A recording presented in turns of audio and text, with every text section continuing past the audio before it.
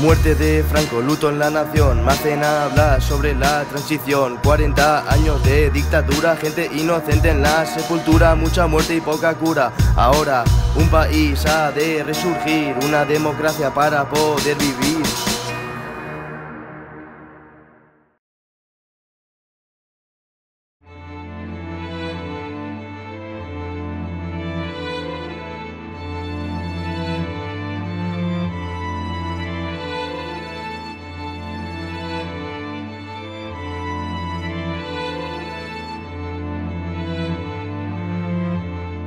He decidido venir a la biblioteca para informarme más sobre lo que es la transición en España, dado que podría dar una breve definición, pero no sabría decirte con claridad lo que es. Más o menos las fechas y todos los personajes que formaron parte del periodo, pero tampoco sé muy bien qué hicieron o qué influencia directa tuvieron durante este periodo. Sí sé que Adolfo Suárez pues, fue el primer presidente de la democracia, pero tampoco sé muy bien qué medidas implantó o cómo construyó este periodo tan importante para nuestro país. Cierto es que mis padres lo vivieron y podrían hablarme sobre ello, hasta mis abuelos, pero ha sido relativamente hace poco, así que, dado que es historia y se encuentra en libros, prefiero venir a informarme. Yo creo que los jóvenes no entendemos mucho sobre, o sea, sí lo entendemos, pero sin duda conocer lo que pasó en el pasado nos va a ayudar en el presente y seguramente a construir un futuro mejor. No solo el pasado más antiguo, sino el reciente tiene una influencia clara en el presente que tenemos y seguramente los años posteriores. Entonces sí creo que deberíamos hacer un esfuerzo, si no nos viene ya de fábrica, por conocer es construirlo de la mejor manera posible entre todos. Creo que la sociedad española y la política no podría explicarse sin la transición. Pues la transición supuso llegar a muchos acuerdos, porque era un momento muy difícil y personas que nunca habían cedido en algunas cosas, pues tuvieron que plantearse ceder y negociar, a través del diálogo, por supuesto. La palabra transición tiene muy buenas connotaciones, ¿no? Es como pasar de un estado a otro o de una manera de ser a otra.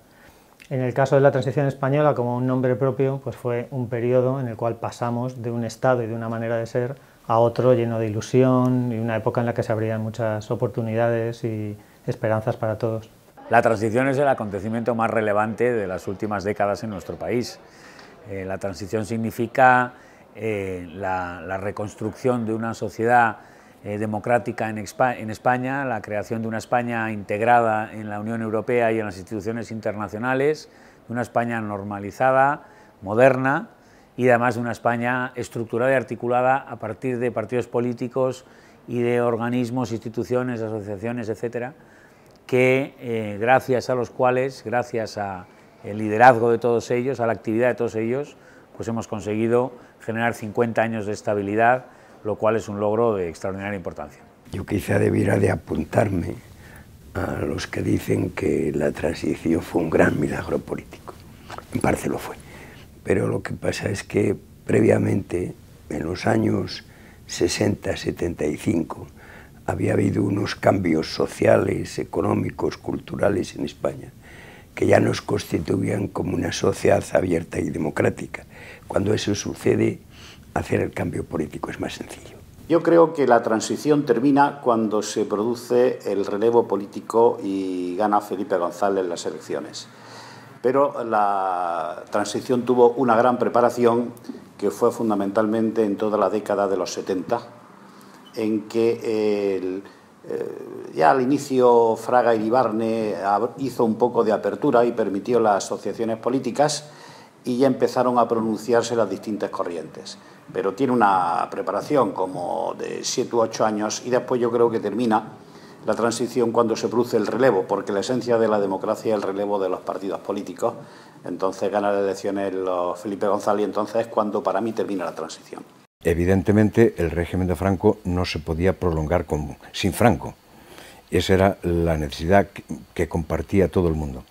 Luego España ya se empezaba a abrir a Europa y ya sentíamos la necesidad de que España fuese como los demás países europeos. El éxito de la transición es que se produce algo que no hay ahora, una coordinación entre el pueblo y los políticos. Los políticos entienden lo que quiere el pueblo y lo canalizan. Eso incluía un espíritu de olvido, de lo ocurrido anteriormente, cosa que en este momento no se perdona. En aquel momento sí. Influye el factor miedo. Había miedo a que España repitiera la historia y nos viéramos otra vez en... el factor miedo yo creo que ha sido muy importante, y el ansia de hacer un tránsito hacia la democracia en paz fue compartido por todos. Yo creo que esas han sido las claves fundamentales. Y luego las actitudes personales. Es decir, el señor Suárez, que procedía del franquismo, en principio no tenía las credenciales suficientes para conducir a este país a la democracia. Pero él fue el primero que se convenció a sí mismo y dedicó la mitad de su mandato, al decir la mitad de su mandato quiero decir la mitad del tiempo de cada día de su mandato, a hablar con los líderes, llamémosle de la oposición de entonces, Felipe González, Santiago Carrillo y otros líderes menores, para convencerles de la sinceridad del proyecto. La democracia para mí sirve para tener más derechos y ser más libre. Es la capacidad que nos dan para poder elegir quién nos quiere representar. La democracia, pues bueno, así literalmente sería el gobierno para el pueblo, ¿no? La democracia pues sería esto, ¿no? Una forma de gobierno en la cual los ciudadanos tenemos la oportunidad no solo de opinar, sino también de tomar decisiones en las cosas que nos afectan. La democracia es el poder del pueblo, en teoría, supuestamente. Democracia se debe asociar mucho a determinados líderes políticos que actuaron como revulsivos, como educadores casi de la manera de hacer democracia. Desde luego, los padres de la Constitución son un ejemplo de ese liderazgo, ¿no? Las figuras tan importantes como Adolfo Suárez, como Felipe González, como otros líderes políticos del momento, creo que son muy notables. Y, finalmente, la propia aspiración de la sociedad española. Es decir, la sociedad española es la que vota masivamente a favor de la Constitución, la sociedad española es la que sale a la calle masivamente en contra del golpe de Estado en 1981, la sociedad española es la que vota y acepta los resultados electorales sin ningún tipo de cuestionamiento en los diferentes procesos electorales desde 1977 hasta prácticamente nuestros días. Éramos una sociedad abierta, por lo tanto difícilmente podía coexistir con un régimen anticuado, no democrático. Segundo, en eso participábamos tanto gente claramente antifranquista, como gente, sobre todo los que andábamos por los 40 años, que ahora andamos por los 80, que habíamos participado en el régimen de Franco, pero que sabíamos que, muerto Franco, eso tenía que ser de otra manera. España no quería ser diferente, sino que España quería ser normal, quería ser como todo el resto de los países de Europa, y entonces lo que pretendíamos era recuperar las libertades. Las libertades se tienden a recuperar.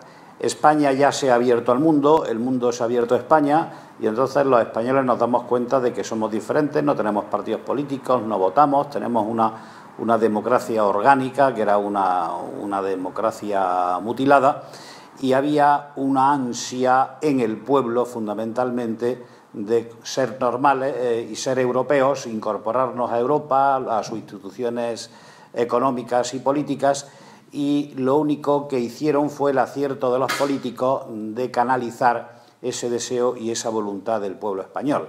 Es decir, el éxito de la transición es que se produce algo que no hay ahora, una coordinación entre el pueblo y los políticos. Sí, se estaba empezando a gestar algo. De hecho, si revisáis las colecciones de periódicos, veréis que hay un impulso democrático en los periódicos. El rey Juan Carlos, antes de ser rey, cuando era príncipe, viajó a Estados Unidos y entonces ahí ya anunció que él quería una democracia plena.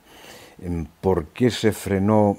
Porque hubo un periodo de freno entre la muerte de Franco y el nombramiento de Suárez. Hay el periodo Arias, donde no se avanzó absolutamente nada, y por eso el rey, en unas declaraciones a Newsweek, calificó a Arias Navarro como un desastre, y a partir de ahí pues le obligó a la dimisión.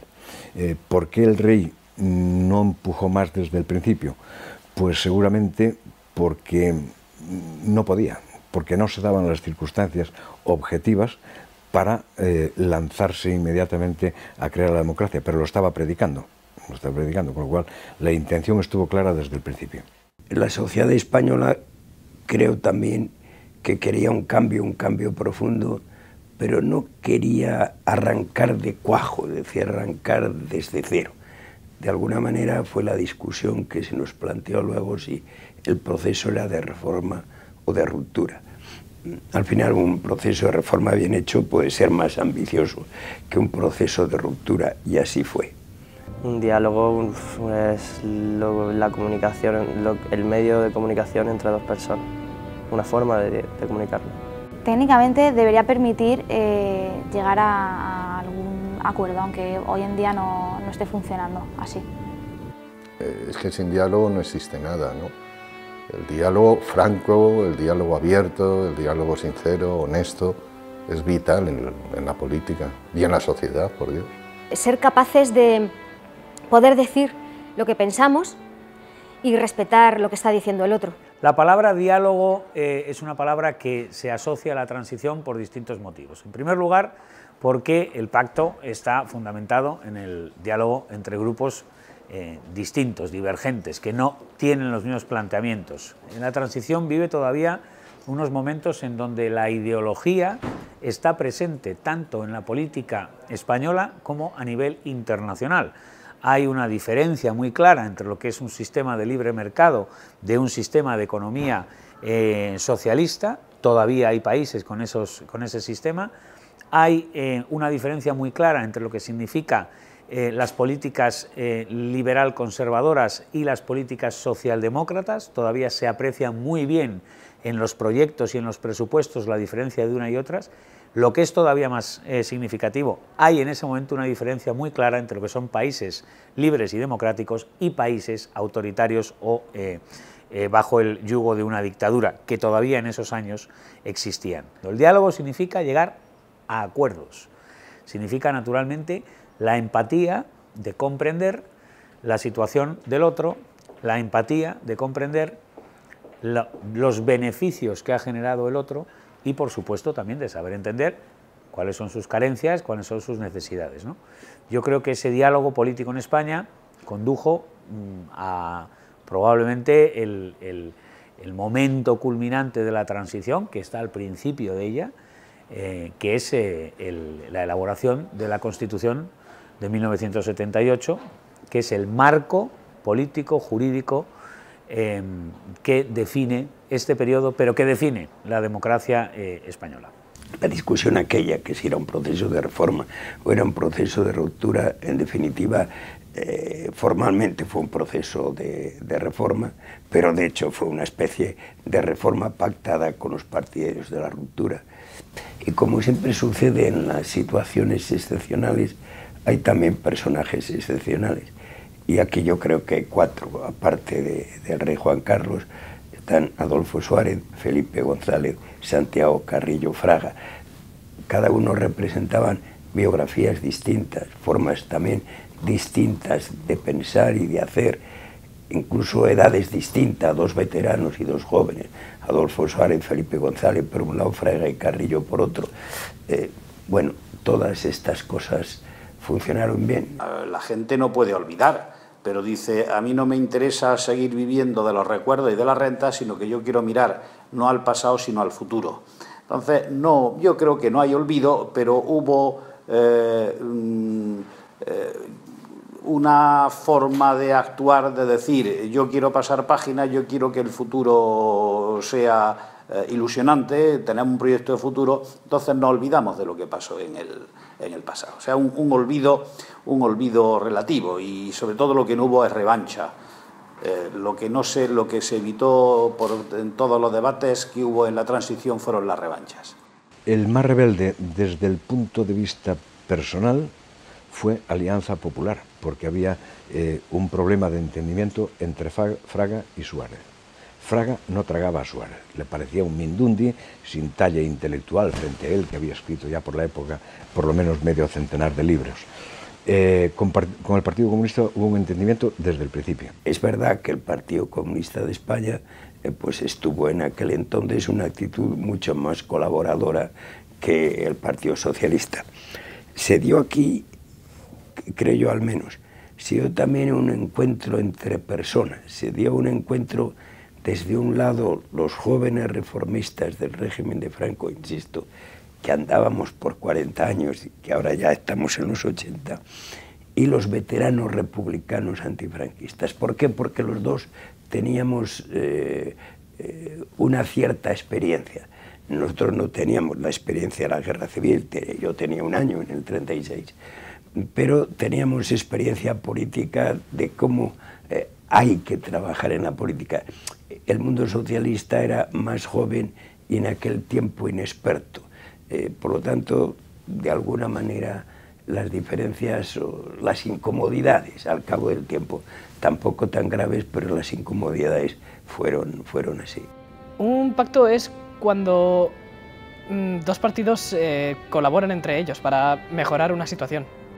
Es el momento en el que dos partidos se unen para seguir robando a los ciudadanos. Los pactos de teoría eran el poder dialogar mucho, el ponerte de acuerdo para llegar a un buen consenso. El único modo de conseguir avanzar.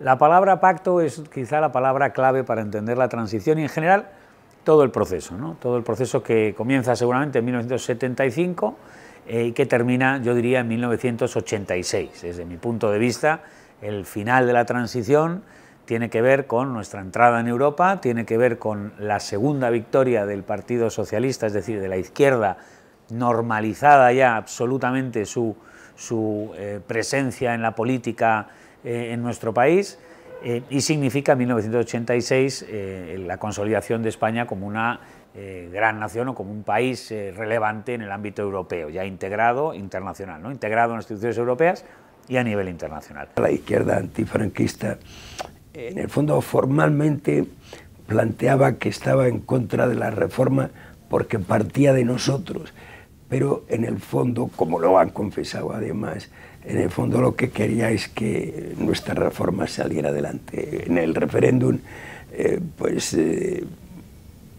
aconsejaron no votar, porque claro, tampoco se podían igualar a los que querían votar no, por una actitud excesivamente bunkeriana, ¿no? Pero luego pues nosotros en las paredes, cuando el PSOE y el PC, ya con muy poca fe, decían no votes, nosotros poníamos no al final, no votes, no.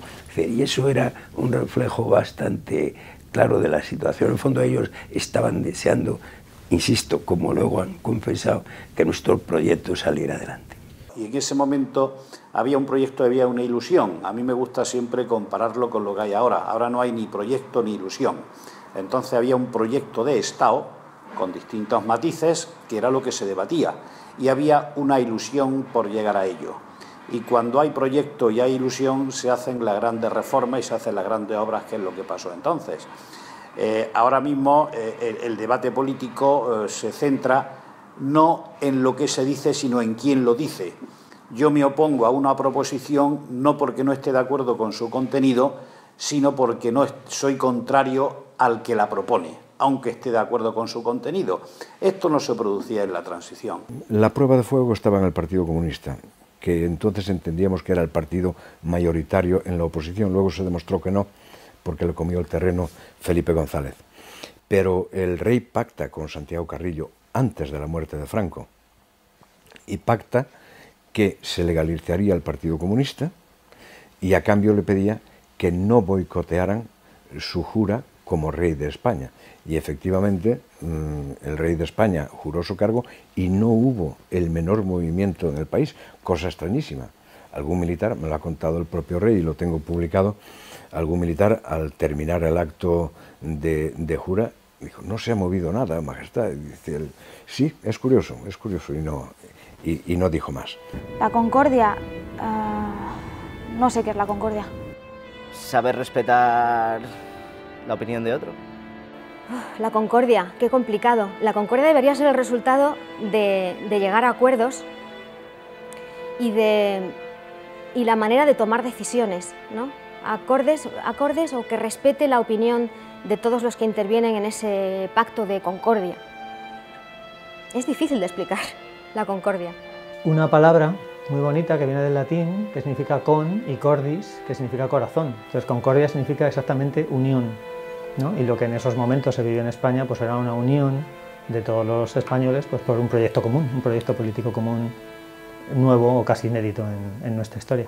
Concordia significaba romper con los enfrentamientos, con el enfrentamiento que había tenido la sociedad española tanto en la guerra civil como en el periodo franquista, larguísimo periodo franquista, que no había resuelto, desde luego, la división, ¿no?, de las dos Españas o probablemente de las diferentes Españas, ¿no? Pero sobre todo la concordia significaba que el final de aquella guerra civil no podía de ninguna manera volver a reproducirse en una sociedad democrática en donde los diferentes sectores sociales, los diferentes grupos políticos, abierto ya el espectro de ideologías a esos partidos, las diferentes minorías, también regionales, nacionalidades, etcétera, pudieran comprenderse, entenderse en el marco de una Constitución nueva, en el marco de unas instituciones libres. Las relaciones entre las personas son más complicadas, incluso aunque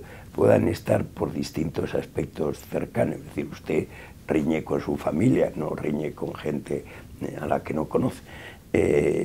Yo creo que Fraga creía que un poco, y además en cierto modo tenía razón, de que él había sido desde el franquismo un poco el padre de las reformas y que por lo tanto la llegada de una persona más joven que él, sin la biografía política, sin la biografía incluso profesional y académica que él tenía, pues eso era como una especie, digamos, de atentado que a él le arrebataban una cosa que era suya. Bueno, en la política siempre hay egoísmo, incluso aunque en la transición haya habido muchas renuncias a ideas, a principios y ambiciones, había egoísmo, naturalmente.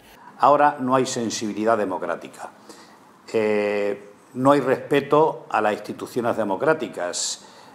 Cuando se constituyen las Cortes, el Congreso en el año 77, había obreros, había gente que estaba en la cárcel, había gente que no se puede decir que era menos de izquierdas que lo que hay ahora, eran mucho más de izquierdas, y cuando se constituyen las Cortes hubo un respeto democrático.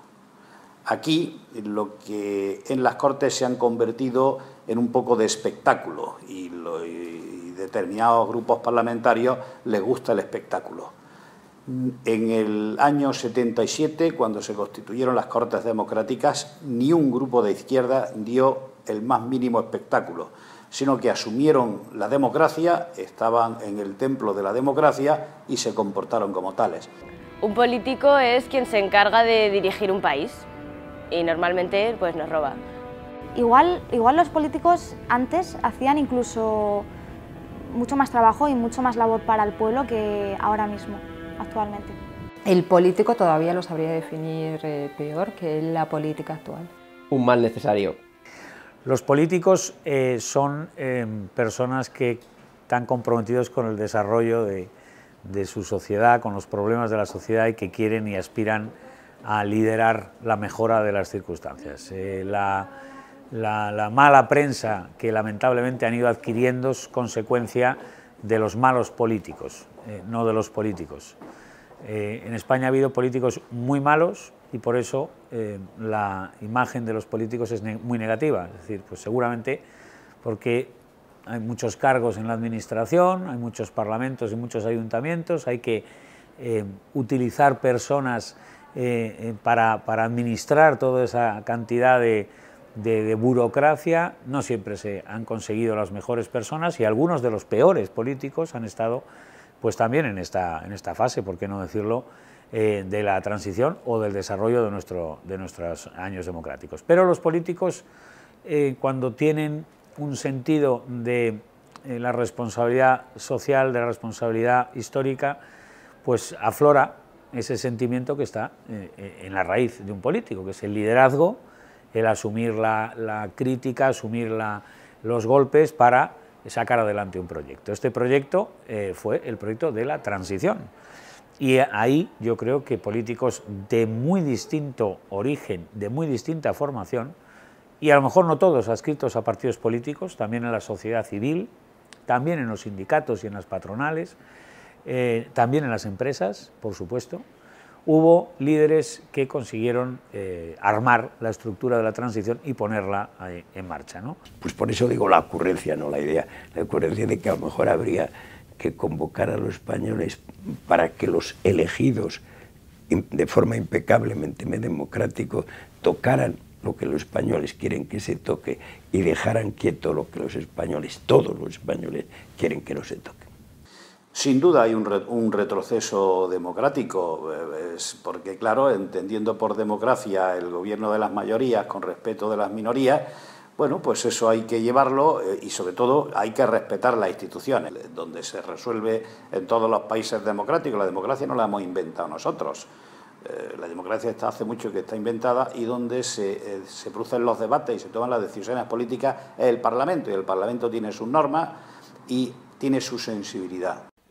Yo creo que ha cambiado el concepto de responsabilidad de Estado. Lo que estamos en este momento es en que hay una generación que reclama hacer un modelo de Estado en el que cree, que es distinto del modelo de Estado en el que estamos, y hay otra generación que está defendiendo el modelo de Estado que tenemos. Ahí se produce un choque que es más que generacional, es un choque de concepción de España, que va desde la concepción territorial. Se habla de Estado de España como nación de naciones, o se habla de España como nación de autonomías, reconociendo únicamente las nacionalidades históricas. Ahí está el choque. ¿Qué es la transición española? Pues yo de historia poco, pero vamos, o sea, una transición supongo que será de cambiar de un gobierno a otro, supongo que sería de un gobierno absolutista a uno más parlamentario. La transición fue un cambio de la dictadura a la democracia. La transición española, cuando Franco se fue, ¿no? Y con el entendimiento que puede tener un niño, pues la viví con la efervescencia que se vivía la transición, con la ilusión que estaban depositando mis padres en una nueva época que llegaba, con más libertades, o con libertades, y la verdad es que tengo unos recuerdos muy bonitos de esa etapa. A mí me pilló justo en la facultad, esa época. Veía los caballos subir por la facultad, es verdad, los caballos con la policía, las asambleas. Entonces, claro, ahora muchos discursos que oigo me recuerdan a aquella época, ¿no?